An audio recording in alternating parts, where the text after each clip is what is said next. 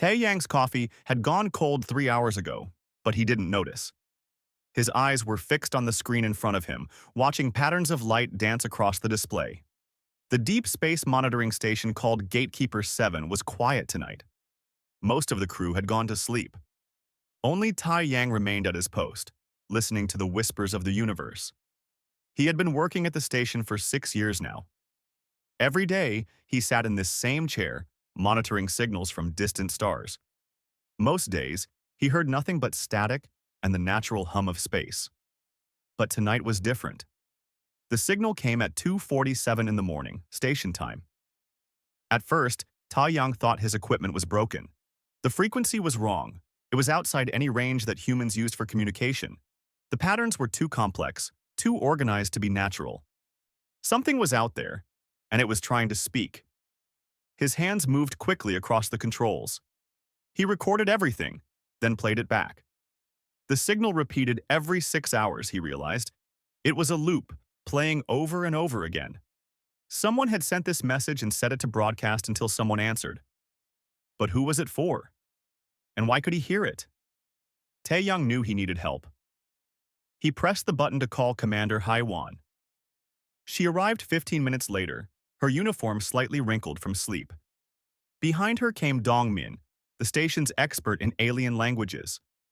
He looked more awake than both of them, his eyes bright with curiosity. "Show me," Haiwan said simply. Taeyang played the signal. The room filled with sounds that seemed almost musical, but wrong somehow. Like a song played on instruments that didn't exist. The three of them listened in silence. "That's not human," Dongmin whispered. His voice shook slightly. "That's not human at all." "Can you understand it?" Haiwan asked. Dongmin moved to his own station and began working. His fingers flew across the keyboard. Numbers and symbols filled his screen. "Give me time," he said. "This is encoded with mathematics. Universal mathematics. Whoever sent this knew that math is the same everywhere in the universe." Hours passed. Taeyang brought more coffee. Haiwan paced back and forth, her boots making soft sounds on the metal floor. Dongmin worked without stopping, his face growing more and more pale. Finally, as the station's artificial sun began to brighten to simulate morning, Dongmin sat back in his chair. "I've got pieces of it," he said. "Not everything. The message is encoded in ways I don't fully understand. It's meant for beings with different senses than ours. We're only catching fragments." "What fragments?" Haiwan demanded. Dongmin pulled up his translation on the main screen. The words appeared in broken sentences. Incomplete thoughts. Colony dying. Star failing. 3 cycles remaining. Children first. Please. Old allies. Remember the concordance. Coordinates follow. Help us. The room went silent. Taeyang felt something cold settle in his stomach. Somewhere out there, people were dying. Not humans. But people nonetheless. "Where?" Haiwan asked. Dongmin highlighted a section of code. "The coordinates are here. I can read those clearly. It's a star system 47 light-years from Earth. The signal is old. It's been traveling through space for 47 years, but..." He paused, swallowing hard. "But there's a timestamp embedded in the quantum encoding. I think they sent this knowing how long it would take to reach their allies. They calculated when the message would arrive and when help could come back. And," Taeyang found himself asking, "and if I'm reading this correctly, we have 11 months. 11 months before whatever is happening there becomes permanent, before everyone there dies." Haiwan walked to the window.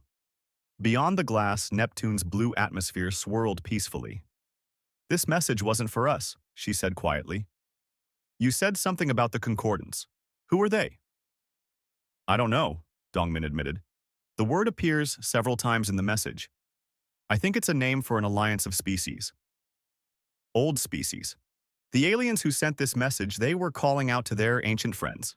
He paused. "Friends who probably don't exist anymore, or who have moved so far away that they'll never hear this call." "But we heard it," Taeyang said. "We shouldn't have been able to," Dongmin explained. "This signal uses frequencies and encoding that require different biology to fully understand. We're like someone who is deaf trying to hear a whisper.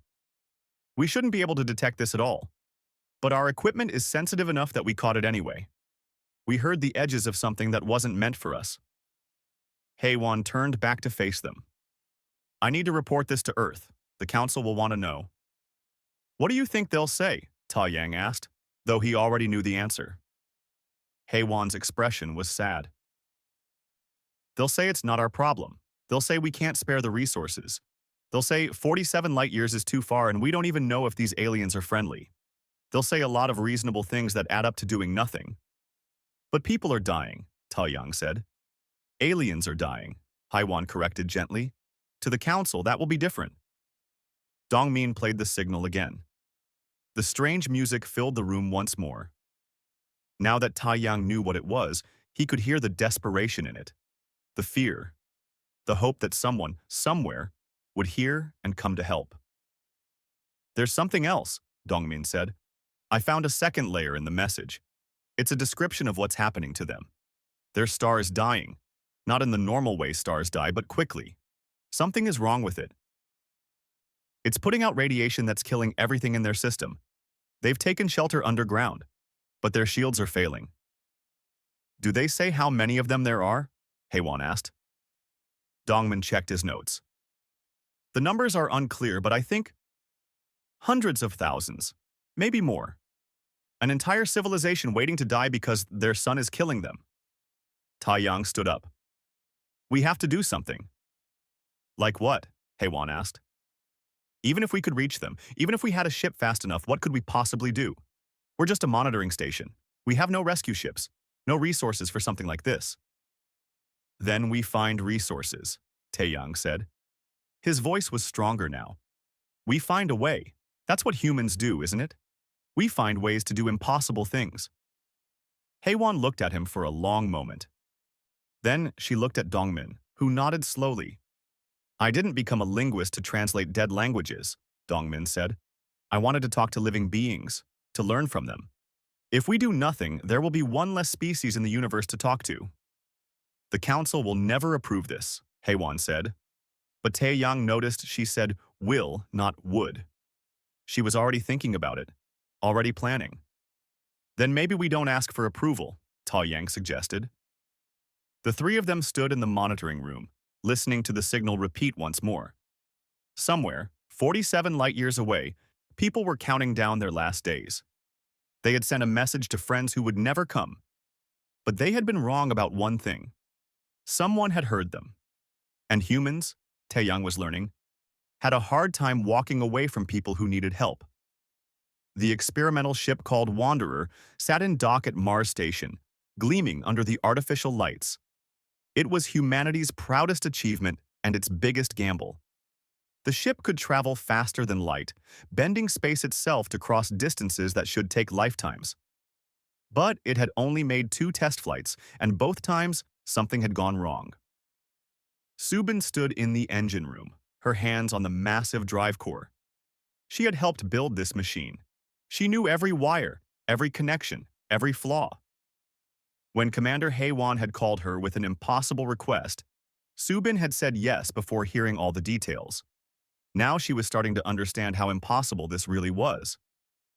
9 months of continuous jumping, she said out loud.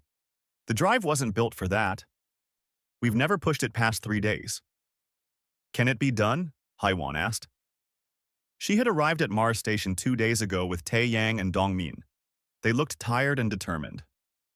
Subin thought about lying, about telling them it was too dangerous. But she looked at the data Dongmin had brought, the translation of that desperate message from the stars. Children first, it had said. She thought about her own daughter, safe on Earth. It can be done, she finally answered.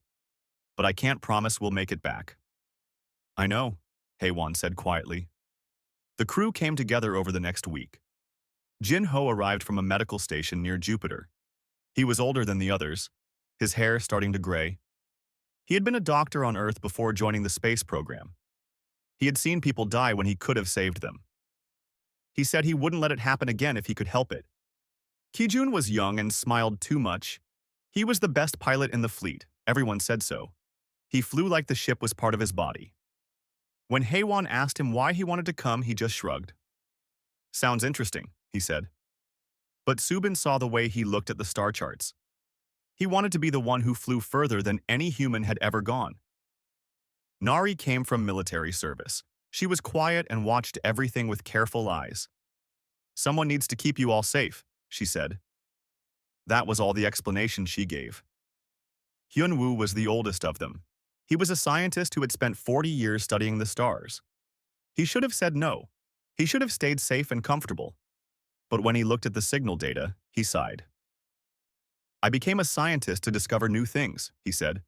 This is the most new thing I've ever seen. They worked in secret. Mars Station was busy enough that no one noticed one small crew preparing one experimental ship. Heywan had access codes that let them requisite supplies. Subin quietly borrowed equipment from other projects. They loaded the Wanderer with everything they might need. On the 5th day, Earth Command sent a message. They had learned about the alien signal. They had reviewed the data. Their response was short and clear. Do not respond to the signal. Do not attempt rescue operations. This is a direct order. Heywan read the message to the crew. They stood in the Wanderer's small common room, all 6 of them. This is your last chance to walk away, she told them. If we launch, we're disobeying direct orders. I'll be court-martialed. You all might be too. Your careers will end. Maybe worse. Will those aliens' lives end? Jinho asked. Yes, Haiwan said. Then let's go, Jinho replied. The others nodded. No one left. Subin felt something warm in her chest, something like pride. They launched at 0300 hours station time. Ki-jun flew them out of dock so smoothly that the automated systems barely registered their departure. By the time Earth Command realized what was happening, the Wanderer was already accelerating toward the edge of the solar system. The angry messages started immediately. Orders to turn back, threats of military action. Heywan listened to them all, then turned off the communications. We'll talk to them when we get back, she said. If we get back. The first faster-than-light jump was terrifying. Subin had experienced it twice before, but it never got easier. The universe seemed to turn inside out. Colors that shouldn't exist flashed behind her eyes. For a moment that lasted forever, she was nowhere and everywhere at once. Then they were back in normal space, 10 light-years closer to their destination. Ki-jun checked their position and grinned. Perfect, he said. They jumped again 6 hours later. And again. And again. The Wanderer became their entire world. The small ship had a common room, a tiny kitchen, sleeping quarters barely big enough for bunks. They lived on top of each other, sharing the same air, the same food, the same hope. Dongmin spent his days working on the alien message. Each time Subin saw him, he looked more worried. Finally, 3 months into the journey, he called them all together. I've decoded more of the message, he said. His voice was shaky. It's worse than we thought. Their star is dying because of something artificial, something that shouldn't exist. I don't understand all of it, but I think someone or something is causing this. The aliens talk about a phenomenon that's consuming their star's core. They've tried to stop it and failed. How long do they have? Heywan asked. When we arrive, based on their timeline, they'll have about 2 weeks. Maybe less. 2 weeks. Subin felt her stomach drop. They were racing against time, and time was winning. The jumps continued. Space flowed past them in impossible ways. Subin monitored the drive core constantly. She saw the strain building. The machine was working exactly as designed, but it was like asking someone to run a marathon at sprint speed. Eventually, something would break. On day 167, something did. Subin was sleeping when the alarms woke her. She ran to the engine room in her bare feet. The drive core was overheating. Coolant was leaking. She worked for 8 hours straight, her hands covered in burns, sweat dripping into her eyes. She saved the drive. Barely. When she finally emerged, Heywan was waiting. Tell me the truth, the commander said. Subin was too tired to soften it. We can make it to the alien system. The drive will hold together that long. but the damage is building. I don't think it will survive the journey back. We might be able to make a few short jumps, but nothing like what we need to reach Earth. So we'll be stranded, Haywan said. Yes, Haywan called a meeting. Subin explained the situation to everyone. The drive would get them to the aliens, but probably not home. They would be 47 light-years from Earth with no way back. Rescue would take decades. They might spend the rest of their lives wherever they ended up. We should vote, Haiwan said. I won't order anyone to do this. The vote was quick. 6 hands went up. All of them. No one voted to turn back. Kijun laughed. We've come this far. Would be embarrassing to quit now. We're really doing this, Nari said softly. We're really going to save them. We're going to try, Jinho corrected. The Wanderer jumped again. And again. The drive core screamed with each jump, but it held. Subin whispered encouragement to the machine like it was a living thing. Maybe it understood. Maybe it knew what they were trying to do. On day 267, they jumped for the last time. When space straightened out again, Dongmin checked their position and smiled. We're here, he said. Through the viewports, they could see a star. It looked wrong, even to Subin's untrained eyes. It pulsed with colors that stars shouldn't make. Around it, planets orbited. Silent. Waiting. Somewhere down there, hundreds of thousands of beings were counting their last days. They had sent a message to friends who would never come. But they had been wrong. Friends had come. Just not the ones they expected. The star was killing everything around it. Subin watched the sensor readings with growing horror. Radiation levels were beyond anything she had ever seen. The 3 inner planets were completely dead, their surfaces scorched clean of life. Even from here, millions of kilometers away, the Wanderer's shields were struggling. There, Hyunwoo said, pointing at the screen. 4th planet. There's a moon.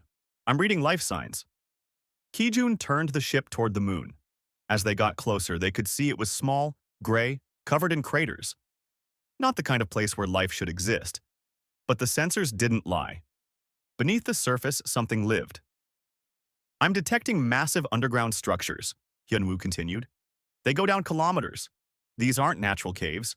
Someone built this. Tae Yang was already working on communications. He broadcast on every frequency, using the same mathematical patterns that the original distress signal had used. This is the human ship Wanderer, he said slowly. We received your message. We have come to help. For a long time, there was no response. Then, finally, a signal came back. It was weak and distorted. When Dongmin cleaned it up and played it through the speakers, they heard something that sounded like music mixed with wind chimes. Beautiful and sad at the same time. Can you translate it? Haewon asked. Dongmin listened carefully. They're asking who we are. They don't recognize our ship design. He paused. They're afraid of us. Jinho stepped forward. Tell them we're not here to hurt them. Tell them we came because we heard their call for help. Tae Yang sent the message. Another long pause. Then the response came, longer this time. Dongmin's face went pale as he translated. They don't understand. They say the message was sent to the concordance. They ask how we found them. They say... Dongmin's voice broke slightly. They say they're dying. They have maybe 11 days left. Their shields are failing and they don't have ships to evacuate. They say they have 180,000 people left.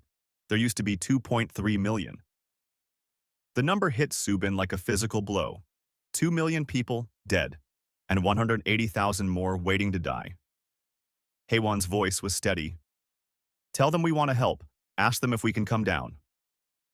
The aliens agreed, but with clear fear in their response. Kijun piloted the Wanderer down to the moon's surface. They landed near a massive door built into the side of a crater. The door was marked with symbols that glowed faintly in the dim light. Radiation levels are too high for extended exposure, Nari reported. Even with suits, we can only stay out there for a few hours. Then we better make those hours count, Haewon said. 6 humans in protective suits walked across the gray dust toward the door. Subin's heart was pounding. They were about to meet aliens. Real aliens. Not just signals from space, but living beings from another world. The door opened slowly. Beyond it was darkness, then light. A tunnel led down into the moon's interior. They walked for 10 minutes before the tunnel opened into a massive cavern. Subin stopped breathing. The cavern was huge, easily a kilometer across. Buildings rose from the floor, beautiful and strange. They looked like they were grown rather than built, smooth and organic. Lights glowed everywhere, but they were failing. Some areas were dark, and everywhere there were people. The aliens stood on delicate legs, taller than humans. Their skin caught the light and reflected it in rainbow patterns. They had large eyes that seemed to see everything. They wore clothes that shimmered like water, and they looked terrified. One of them stepped forward. When they spoke, their voice was like crystal bells ringing. Dongmin's translation device struggled with it, but eventually words came through. I am bright voice of morning. I speak for our people. The alien's voice was female, Subin thought, though she couldn't be sure. You are the ones who answered our call? Yes, Haiwan said. We're human. We're from Earth. We came to help. Bright voice of morning's skin rippled with colors that Dongmin's device said meant confusion. Human? We have no records of your species. The message was encoded for the concordance. You should not have been able to receive it. We got lucky, Taeyang said. Our equipment was sensitive enough to catch the edges of your signal. We decoded enough to understand you needed help. You traveled here just to help us? Beings you have never met? The alien's skin showed more colors. Disbelief. Hope. Fear. Yes, Jinho said simply. Bright voice of morning led them deeper into the shelter. As they walked, she explained what had happened. Her people, who called themselves the Vel, had lived on this moon for thousands of years. Their civilization had been peaceful and focused on science. They had never developed space travel beyond this system because they hadn't needed to. Then, 3 years ago, their star began to die. Not slowly, as stars should, but rapidly. Something was wrong at its core. The radiation increased every day. The Vel had retreated underground, using ancient shield technology to protect themselves. But the shields were never meant to last this long. They were failing. We sent the message to the concordance, Bright voice of morning explained. They were our ancestors' friends, millions of years ago. Ancient species who traveled the stars and helped younger civilizations. We hoped some of them still existed, that someone would remember us. But they didn't come, Hyunwoo said gently. No, and now you are here. 6 beings from a species we never knew existed. The alien's skin flickered with sad colors. I appreciate that you came, but I do not understand what 6 people can do. We need to evacuate 180,000 individuals. Your ship is small. Even if you made multiple trips, we don't have time. Subin felt the weight of those words. The alien was right. The Wanderer could hold maybe 200 people if they packed in tightly. Even if they made dozens of trips, they couldn't save everyone. And with the drive core damaged, they couldn't make dozens of trips. But Taeyang was looking at something on his portable scanner. Commander, he said slowly, I'm picking up something in orbit around the 6th planet. Something big. Hyunwoo checked his own scanner. His eyes went wide. That's not a natural formation, that's a structure. Artificial, massive. Bright voice of morning's skin flashed bright blue, which the translator said meant surprise. The old station. That has been abandoned for thousands of years. It belonged to the concordance when they still visited this system. We thought it was dead. Is it still in orbit? Haiwan asked. Yes, but we have no ships that can reach it. And even if we did, we have no idea if it still functions. Haiwan looked at her crew. Subin saw the same thought in everyone's eyes. It was crazy. It was impossible. It was their only chance. We have a ship, Haiwan said, and we have people who are very good at making old technology work. They spent the next 6 hours learning everything the Vel knew about the ancient station. It wasn't much. The concordance had built it as a waypoint, a place for travelers to rest and resupply. It was city-sized, designed for species much larger than humans or Vel. The Vel's ancestors had used it long ago, but that was thousands of years in the past. If we could reach it, Bright Voice of Morning said, and if it still has power, and if the evacuation ships are still functional, we could save everyone. The old records say the station had 47 heavy transport ships. Each one could hold thousands. Those were a lot of ifs. But Subin had learned something during their journey here. Humans were good at turning if into yes. As they prepared to return to the Wanderer, Jin Ho stayed behind with some medical supplies. Someone should help here, he said. Make sure people are ready to move when the time comes. Nari volunteered to stay too. Security, she said simply. But Subin thought it was more than that. Nari wanted to protect these people. That's what she did. Back on the Wanderer, Ki-jun plotted a course to the 6th planet. The station is in a stable orbit, he said. But the 6th planet is even closer to the star. Radiation levels will be intense. Can we make it? Haewon asked. Ki-jun smiled. Only one way to find out.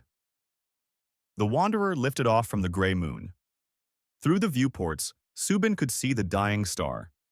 It pulsed with angry light, killing everything it touched. Somewhere in that light, a civilization was counting down its final days. But now they had a plan. It was dangerous. It was probably impossible. But it was better than nothing.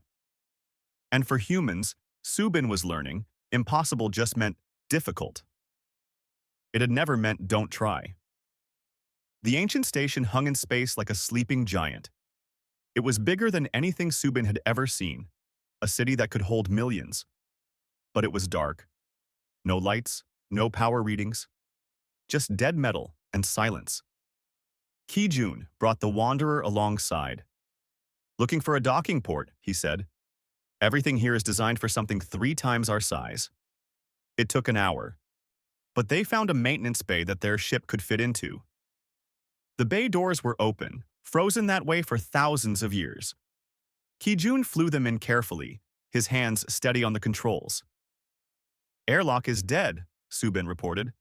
No atmosphere in the bay. We'll need suits for everything. 3 of them would go into the station. Subin, Ki-jun, and Tai Yang. Haewon wanted to come, but she was needed on the Wanderer to coordinate with Jin Ho and Nari back on the moon. Dongmin would stay to work on translating more of the Concordance language. Hyunwoo would monitor their progress and help solve problems. They stepped out into the ancient bay. Subin's suit lights cut through the darkness. Everything was huge. The corridor leading away from the bay was tall enough to fit a building. The walls were covered in symbols that glowed faintly when their lights hit them. This way, Taeyang said, following a map they had pulled from the Vel's records. The main power core should be in the center of the station. They walked for what felt like hours. The station was a maze of corridors and rooms. Some areas had collapsed. Others were pristine, as if the builders had just left yesterday. They passed rooms full of equipment they couldn't identify. Halls lined with windows that looked out at the dying star. Finally, they found it. The core room was massive, and in its center was a sphere of black metal 3 stories tall. Cables ran from it in every direction. Panels covered its surface, still glowing with faint symbols. It's still active, Subin whispered. After thousands of years. It's still active. She approached carefully. The technology was far beyond anything humans had built. But engineering was engineering. She started examining the panels, looking for something she recognized. Energy flow, power distribution, connection points. Here, she said, pointing to a section of the sphere. This looks like a control interface. Taeyang moved closer. His gloved hand touched the panel, and suddenly it lit up. Symbols appeared, flowing across the surface. It's responding, he said excitedly. It knows someone is here. But then the symbols turned red. A sound filled their helmets. Not quite an alarm, but close to it. Words appeared that Dongmin, listening through their communication link, quickly translated. It's asking for genetic authentication, Dongmin said. It wants to verify that you're authorized to access the station. It's looking for Concordance DNA. Subin felt her hope crack. We don't have that. We're not even the same species as the Vel. Wait, Tae-Yang said. He was working on his portable computer. The original distress signal, it had quantum patterns embedded in it, patterns that matched Vel biology. What if... He worked faster. What if we feed those patterns to the station? Make it think the Vel are descendants of the Concordants? Technically, they are. Millions of years removed, but there should be some genetic connection. It was a desperate idea. But they had traveled 47 light-years on desperate ideas.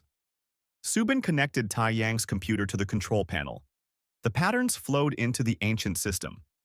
The red symbols flickered, changed to yellow. Then, slowly, to green. The sphere began to hum. Lights appeared throughout the core room. Energy flowed through cables that had been dead for millennia. The station was waking up. It's working, Subin breathed. It's actually working. But Hyunwoo's voice came through their helmets, worried. The automated systems are activating. I'm seeing power flowing to the docking bays. The evacuation ships are powering up. But there's a problem. What problem? Ki-jun asked. The ship's control systems are degraded.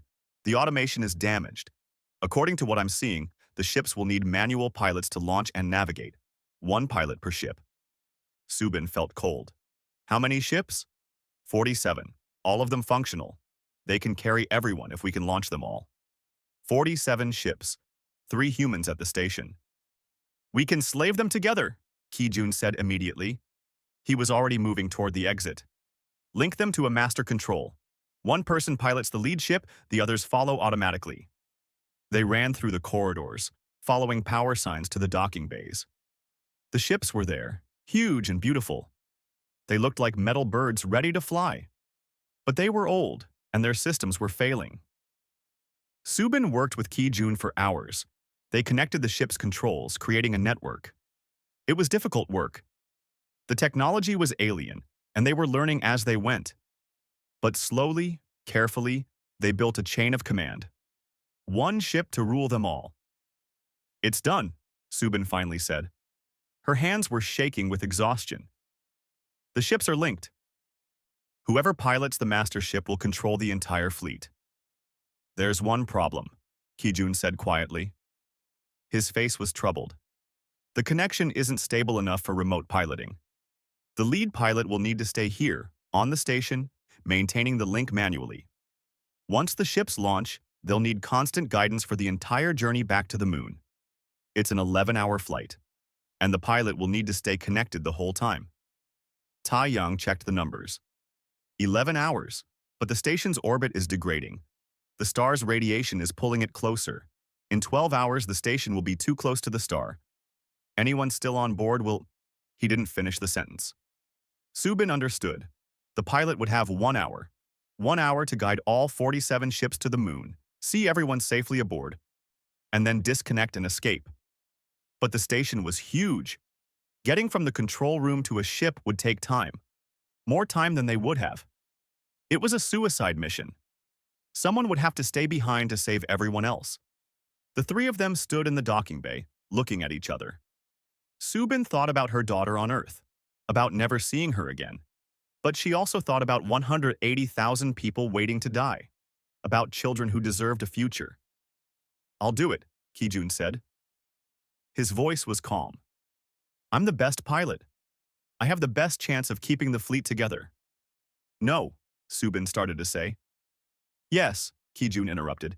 You need to get back to the Wanderer. You're the only one who can keep the drive running, and Tae-Yang needs to coordinate communications between everyone.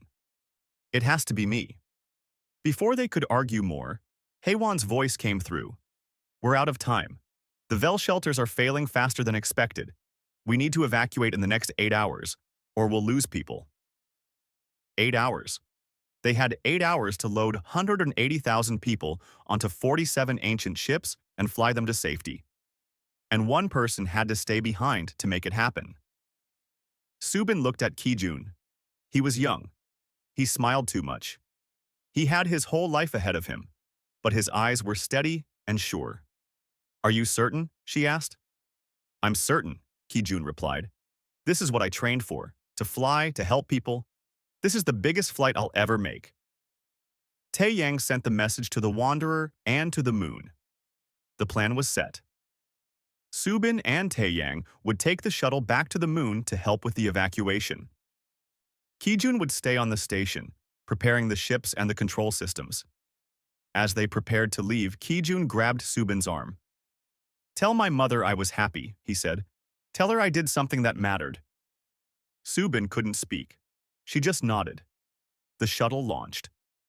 Through the window, she could see Kijun standing alone in the massive docking bay, surrounded by ships that would carry a civilization to safety.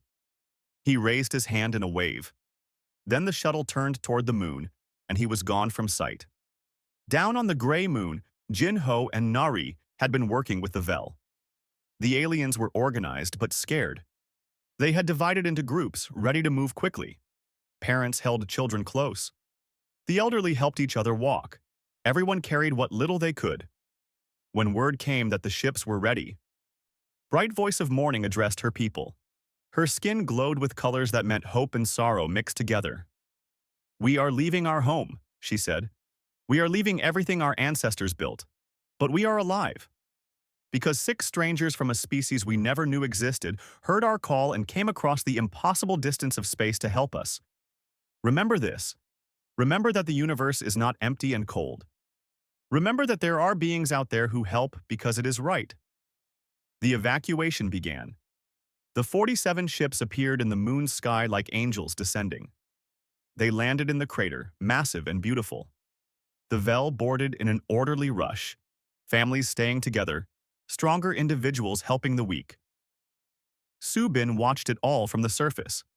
She kept her communication link open to Kijun. She could hear him breathing as he managed all 47 ships at once.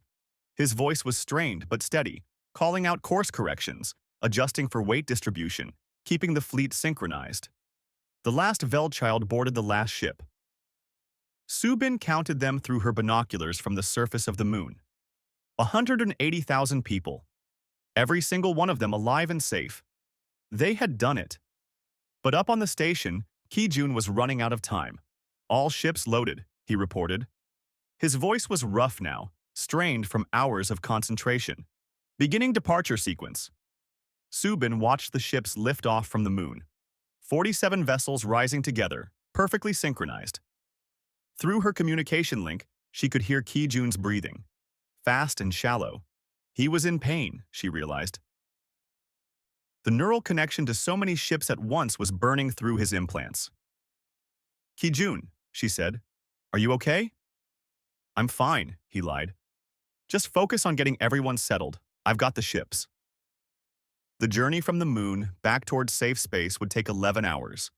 11 hours of Kijun maintaining the connection, keeping all 47 ships in formation, adjusting course, managing speed. Subin had watched him fly before. He made it look easy, but this was different. This was like conducting an orchestra while running a marathon. Back on the Wanderer, Haewon and Hyunwoo were working on something. They had been quiet for the last hour, running calculations. Subin was too busy helping the Vel to ask what they were doing. Inside the ships, the Vel people were discovering humans for the first time. Jin-Ho moved between ships using the connecting tubes, checking on everyone. He found families huddled together, scared but grateful.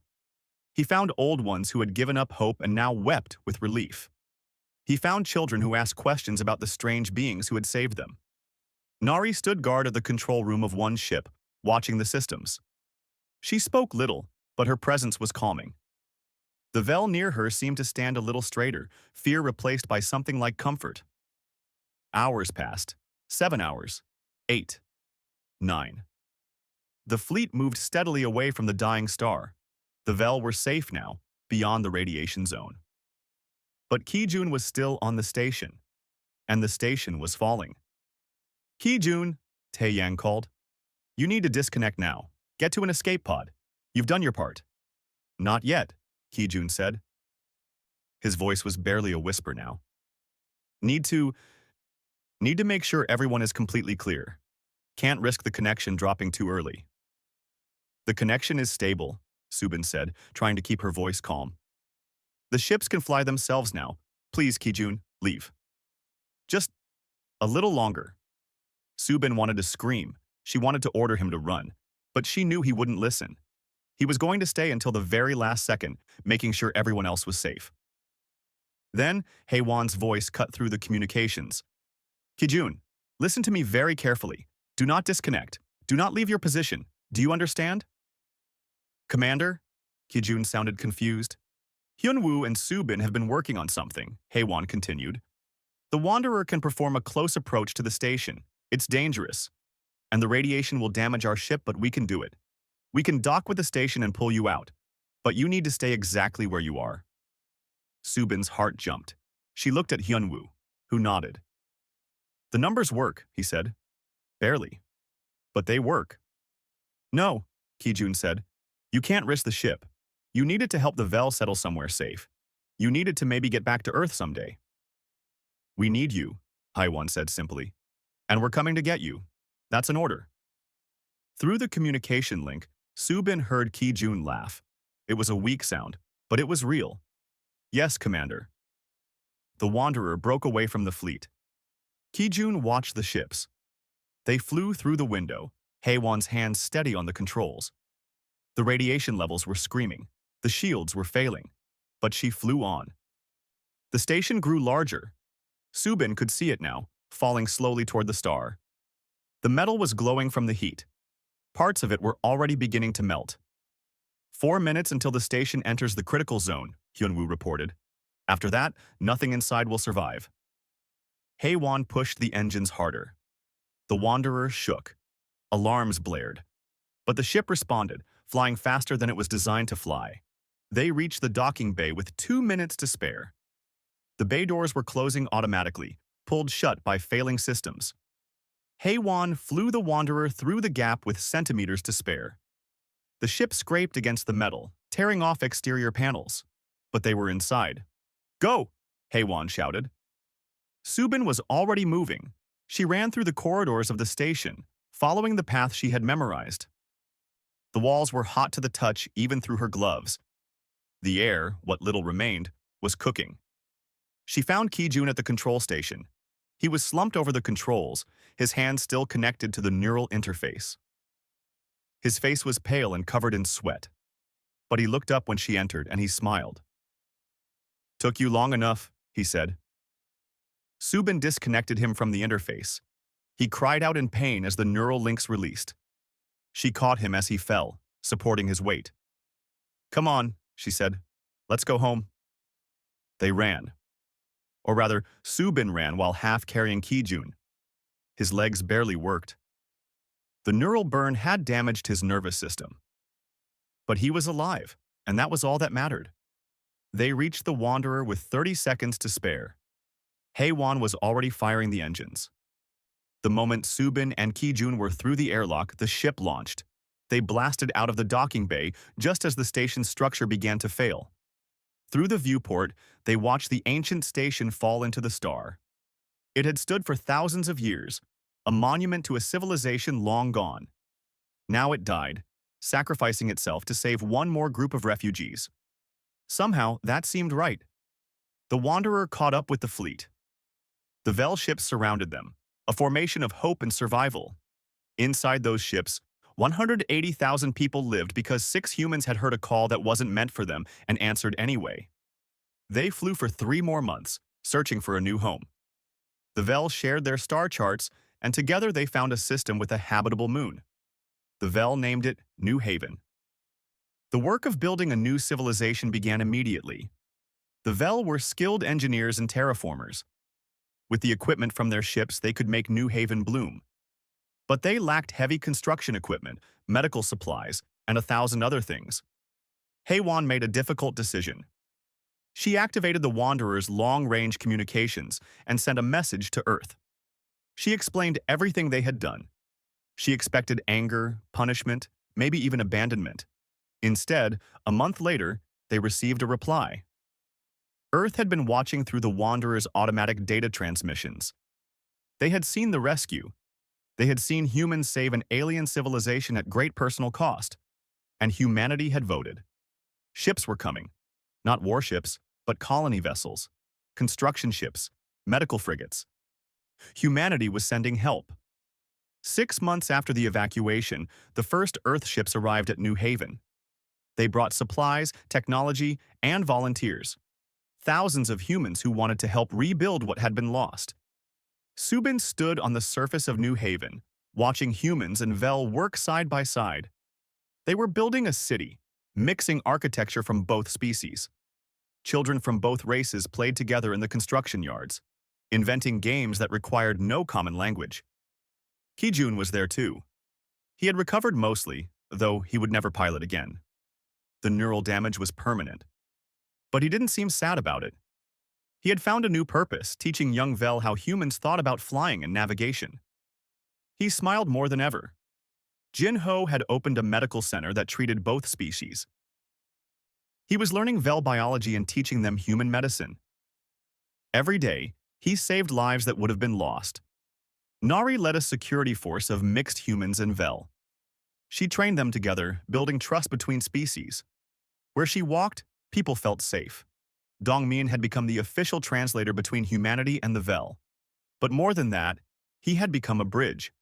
He taught each species about the other, helping them understand not just words but cultures. Taiyang continued his work with communications. But now he listened to signals from both Earth and Vel sources, coordinating the building of a new civilization. And Hai Wan, who had given up her career to save strangers, had become a leader of New Haven. Both humans and Vel looked to her for guidance. She had been court-martialed in absentia, but then immediately pardoned and promoted. Earth Command had learned something from her actions. One day, as the settlement's first year ended, Bright Voice of Morning asked to speak with the human crew. They gathered in the central square of the new city. The Vel leader's skin glowed with colors that Dongmin translated as gratitude and wonder. "We sent a message to friends we thought still existed," Bright Voice of Morning said. "Friends who had helped our ancestors long ago. Those friends never came. But you did. You, who had no obligation to us. You who risked everything for strangers. My people want to know why." The 6 humans looked at each other. Finally, Taiyang stepped forward. "Because we heard you," he said simply. "The message wasn't meant for us. We weren't supposed to be able to understand it, but we did hear it, and we did understand it. And once we knew someone needed help, we couldn't walk away. That's just what humans do." "But the cost," Bright Voice of Morning said. "You risked your lives, your careers, your ship. Some of you suffered permanent harm, all to save beings you had never met and who could give you nothing in return." Kijun laughed. "Who says you gave us nothing? You gave us this." He gestured at the city around them.